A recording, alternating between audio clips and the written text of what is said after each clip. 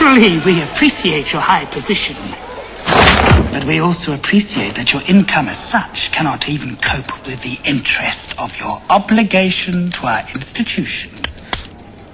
Mr. Weedle, I have set in motion a situation, a company which I will have, well, control over, which is certain to do good business in the developing situation.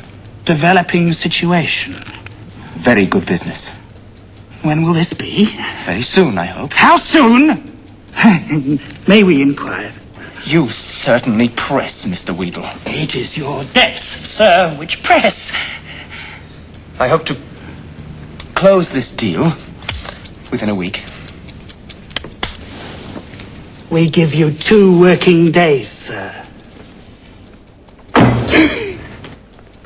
2 days. You are a gentleman.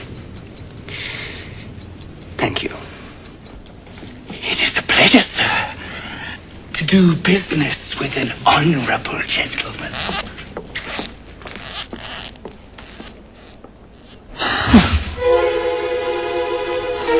A lady outside, sir. She's been there a while. Dorothea, I had no idea you were waiting. Come about the contract, William. Which contract, Dorothea? Search for uniforms. It's a great opportunity. 4,000 outfits in all. You carry the material? I can. The terms, William. What are your terms? Yes, the terms. I wished in particular to speak to you on that. There's been a slight hitch. Oh, only insofar as your status is concerned. Is my money not good enough? Oh, no, my dear, that is not in question. It is rather the nicety of an unattached woman taking on an army contract. These are conservative matters. Whereas, as my wife... I see.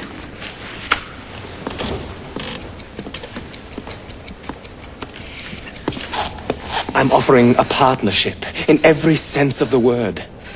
A protective union. I must think upon it, William. For me, there is much at stake. My dear, that is the very thing I treasure about you most. Your honesty. Your integrity.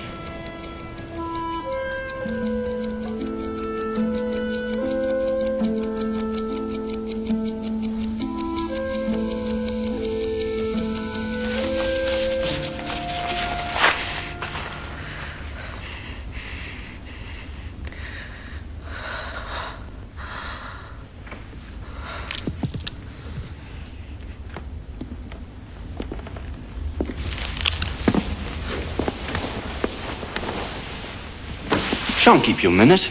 I know you're fearfully busy. Fraser, we will settle this matter tonight. My dear, your honesty is always adorable. Its nakedness thrills me. Don't be insolent. You speak to me as to a servant. I pay you as I pay for a chimney to be swept, or dung carted away. Now, my dear, let's not talk of Rose in such unbecoming terms. Do not rile me, Fraser. And do not become so heated.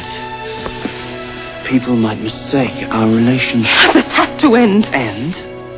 A baby is a beginning, surely. Or do you talk of a termination? I hardly believe you would go that way again, Dorothea. What does it take for you to leave the country?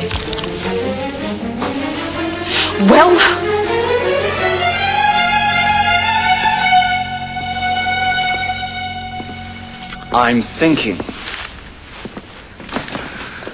I'm thinking of where my home is.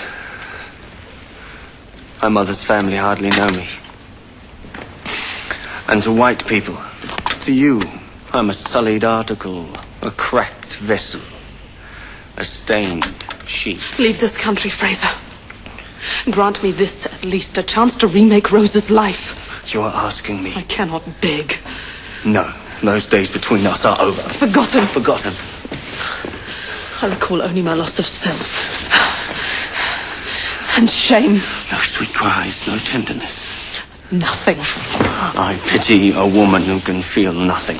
I did not say that. there is a difference.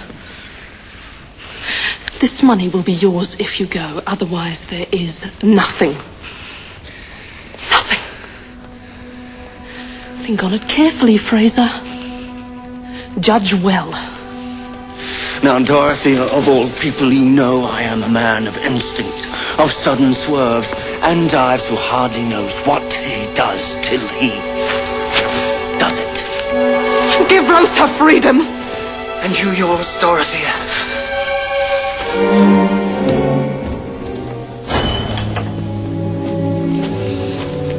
Fraser, I need an answer.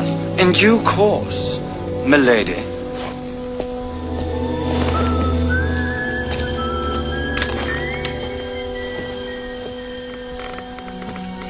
Good evening, Mrs. Brooke. Mr. Hayes, extremely punctilious. What's the matter? Were you expecting someone else? This way.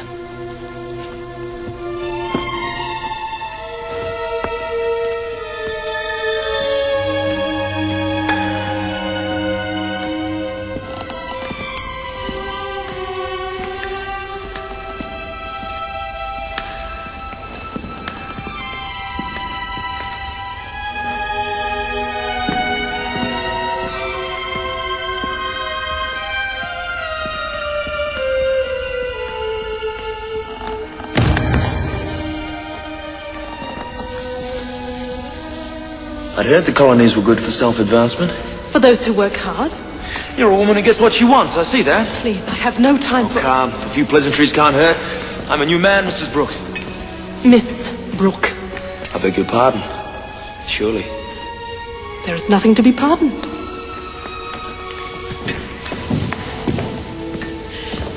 I have made my own wealth, Mr. Hayes, and I'm proud of it. I started in a small shop and worked hard. I am nobody, Mr. Hayes, but I do not intend to be nobody for much longer. It is too exhausting. With all due respect, you appear to be somebody to me. You're not a radical, Mr. Hayes. An agitator. I take the liberty to follow my own thoughts. I'm a believer in independence myself.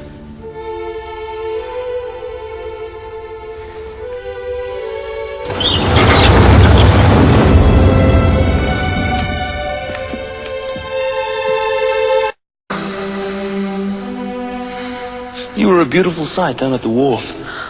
I did not sight land more fondly than when I saw thee. What has that got to do with the business at hand? Then I'll ask you straight out. How is it I'm the one that's chosen? Every man there would have jumped at it. It is your eyes. They are hungry and ambitious, yet I think not unkind. You are strong and in good health. You see, I'm quite as frank as you have been. Well, there is more More. than the colour of my eyes. I did not speak of their colour. I have to be sure, Mr. Hayes, very sure. Sure of what? Of myself. Of you. I have a very delicate request to make.